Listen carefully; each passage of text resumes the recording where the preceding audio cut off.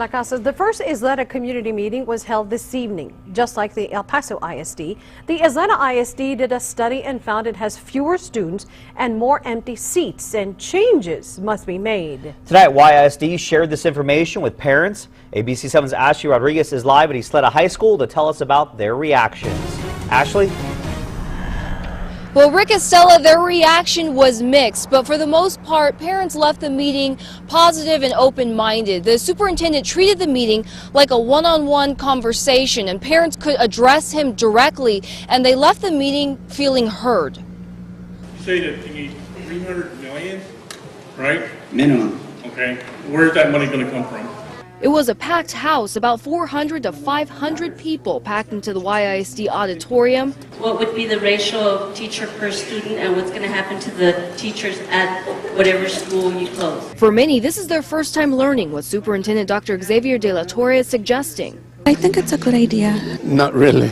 The Jacobs report found YISD needs more than $300 million in remodeling and new buildings, 14 less schools. Right now there are about 17,000 empty seats, and while some schools such as Eastwood High are crowded, others are empty. The Jacobs report recommends consolidating 7 elementaries and 4 middle schools and converting Riverside High into a 7th through 12th grade school. It's a great idea to build the new buildings, because like my son at Capistrano, this week actually they had a problem where in the restrooms they were finding bugs, roaches. In my opinion, it's going to cause problems.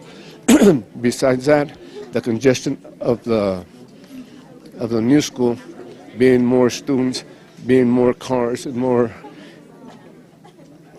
people going to pick up their kids, which I think is going to be kind of hectic.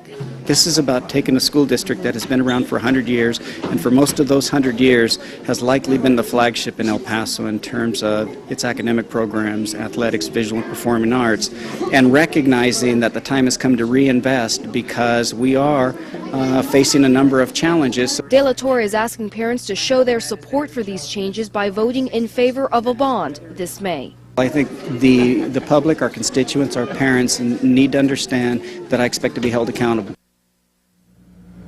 The meeting even had video renderings of new and improved schools, and the goal isn't just to get parents on board, but to share the vision of a reinvented and resurrected YISD, but they're gonna have to consider the cost that goes into this vision and whether it's worth a multi-million-dollar bond. Estella? A lot of millions. Okay, thank you very much, Ashley, for the latest on this. And by the way, there's another meeting scheduled for tomorrow at Del Valle High School starting at 6 p.m.